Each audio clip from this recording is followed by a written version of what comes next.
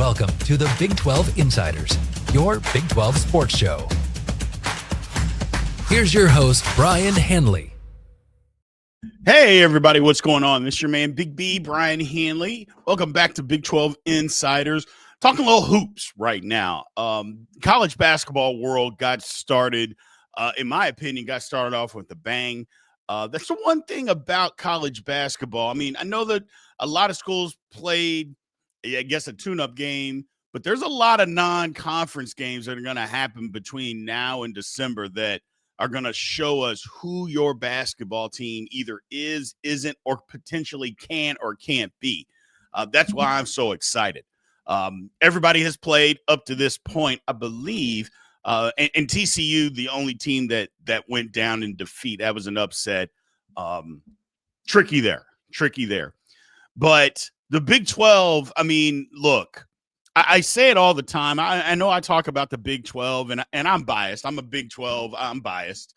I think it's the best basketball conference in the country. Last year, I had to relinquish that. The SEC was better. The Big 10 was not.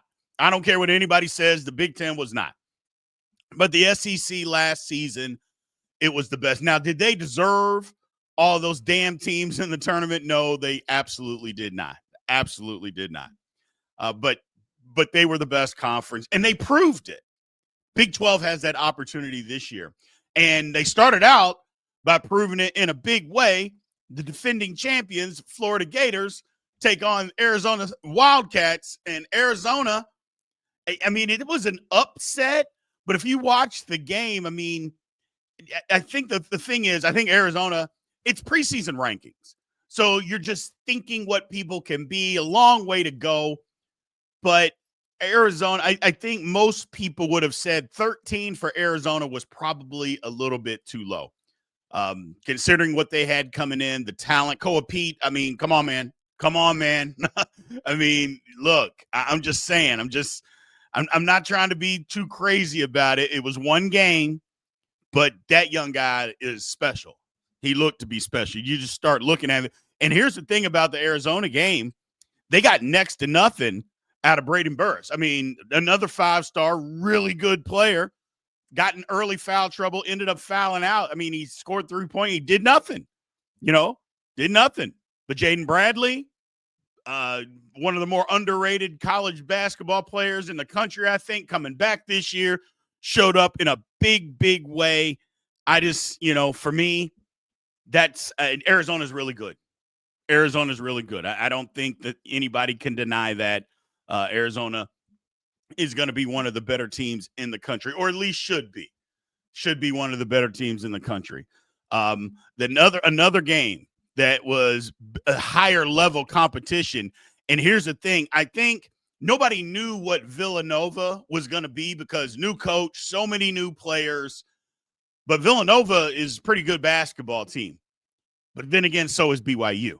And while BYU still has some things to clean up, one of the things that I would say, and one of the things about BYU from last year that you could say, well, BYU's got to outscore people because they can't defend.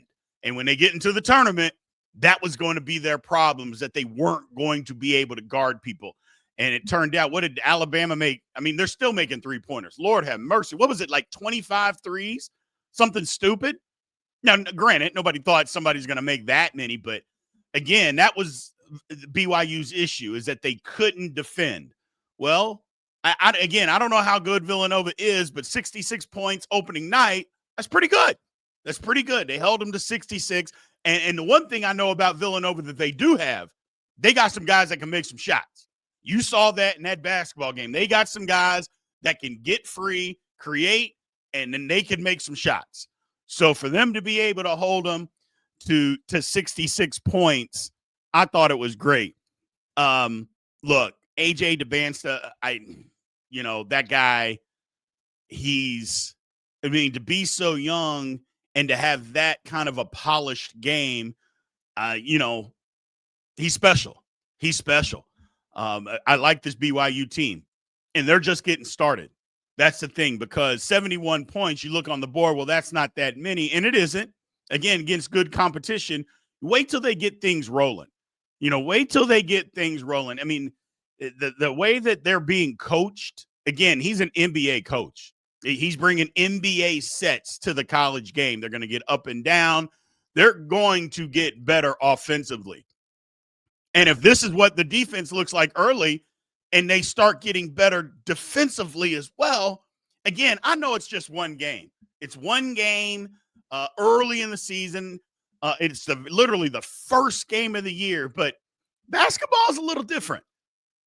Basketball is different. You can see things. You can see how things work. It's not that guys don't get better or worse, but, you can see some things getting better where in football is such a sport to where you kind of have to work up to being good. In basketball, you can get hot. You can score 30 points in a basketball game.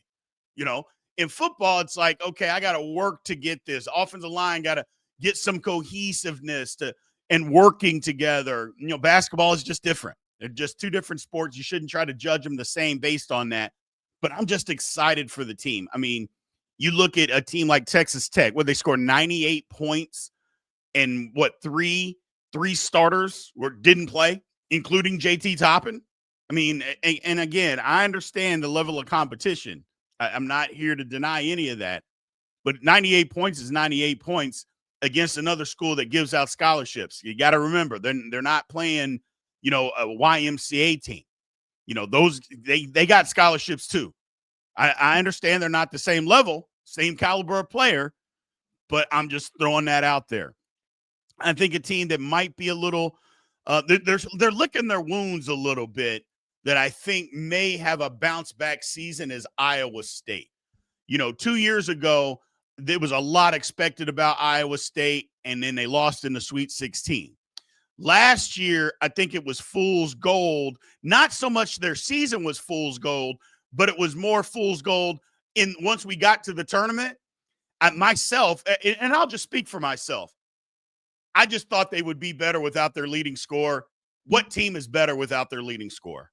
And maybe being better is the wrong word. I just thought they were going to be able to overcome that and still look good in the tournament. Again, what team can take out their leading scorer and be just as good or just overcome it like it's nothing? That's probably my fault. Not probably, it is my fault. But I think they're licking their wounds a little bit, and maybe this is a season that they say, okay, let's get some things figured out. Let's get back and live up or maybe exceed expectations. Because while they're ranked preseason, I don't think there's a lot of talk about Iowa State nationally anyway. There will be within the conference because we know how tough a team they are. Another team that I would say nobody's really talking about, which is wild to think about, is Kansas. Nobody is talking about how good Kansas can possibly be. So one of the lower ranked preseason teams in recent memory, and I'm sure Kansas fans will probably correct me when I said recent memory, but there's just not a lot of talk about them. There is just not a lot of talk about them currently right now. But Darren Peterson is that guy. I tell you right now, he's that guy. He's got it going. I watched him. Look, y'all know I'm a diehard Louisville fan. He put on a clinic against my Louisville Cardinals in that exhibition game. Just a first half clinic. And if that's how he's going to play, which it appears that's how he's going to play, look out. That's all I'm going to say. Look out. A lot of talented freshmen around the country. He doesn't take a back seat to any of them. Number one, it's a debate on whether he's the number one player in the country or not. But not a ton of talk right now about Kansas. And that's the thing. Just not a ton of talk about them right now. I would just be careful with that. Obviously, there's Houston, and we know what Houston's going to bring to the table. They're going to bring toughness, tenacity, but I also believe that they're also going to bring some more scoring. They could score the ball last year when they needed to. I think it's going to be even more this year. I really believe it's going to be even more this year. Kelvin Sampson, top 3 coach in college basketball. The guy knows what he is doing, ladies and gentlemen. And it's a testament for me because in today's world of NIL and transfer portal and one and done and And all of that, he gets these great basketball players to buy in. He's been able to do that. The recruiting that he's been able to do at a program, and I don't mean this as disrespect to Houston, but at a program that emphasizes defense, toughness, tenacity. You don't usually get high-profile guys to buy into that. That, hey, we want you to average 25 points a game. Houston's not telling you that. Houston's saying, if you want to get on the court, you got to guard somebody. You got to show some toughness. And then we'll bring your offense. Okay, just bring that along with you. But defense, rebounding, toughness, you bring that first, and then we'll figure out the rest. You usually can't get guys to buy into that, top-tier guys. Kelvin Sampson's doing that. It's Houston, man. It's Houston. Those are the teams. I mean, look, Houston, Arizona, BYU, and I'm just going down the names here, Iowa State, Kansas. I think Cincinnati's going to bring something to the table this season. We'll see about Baylor. I don't usually want to count out a Scott Drew coach team. We'll see about Baylor. TCU's got to figure some stuff out. I'm not sure about Colorado either, or Utah. We'll see. Utah's got a new coach, though. Utah's got a new coach that knows what he's doing. I love what Utah and BYU. I'm sure they just love that I put them together. But I like what they did. And if you want to say that Utah copied what BYU did, bring in a guy with NBA pedigree, okay, fine, because it works. It works. I love the hire that Utah made. Good for them. But Texas Tech, look, I don't know about Kansas State. We'll see. The one thing that I do know about Kansas State, and you can call me a homer, that's fine, is I think they built their team better than what they built it last year. They have one of the better point guards in the country, that's for sure. And they got some real shooters, and they don't have a team of mercenaries. They had a leader last year that was a mercenary, and then a guy that they paid a ton of money to that wasn't an alpha, wasn't a leader. And maybe he was a leader, but he definitely wasn't an alpha, and he wasn't the best player, but he got paid like he was the best player. And that usually never works out. It doesn't work in college. It doesn't work in the pros. That never really works. So, but I think it's a make or break year for Jerome Tang. It's put up or shut up. Because that first year, okay, great. What have you done since? The answer has been nothing. So, got to figure it out. I'm just excited, man. I'll be putting these little videos together from time to time talking about college basketball because I'm not going to forget it. Like I said, I apologize, man. Last year, I just ignored it. I ignored it until like the middle of January, and that was my fault. I am a diehard college basketball fan too. Diehard. I grew up around it. I grew up in Louisville, Kentucky. That's college basketball country. You go an hour and 15 minutes south is university in Kentucky. You go an hour and a half north, it's Indiana. So, I grew up around college basketball. So don't be afraid to dive in. I know my college basketball like the back of my hand, man. I am a college basketball and football junkie. So I know it's Big B, and I know I don't look like I played or know basketball. I promise you I do. I'll be with you in the trenches, man, digging into all of this good stuff. So I appreciate you guys. We're off to a pretty good start. in the Big 12, unless you're TCU. I apologize. I'll talk to you guys soon, man. Have a good one. Thank you for watching the Big 12 Insiders, your Big 12 sports show. This has been a Spirit Street production.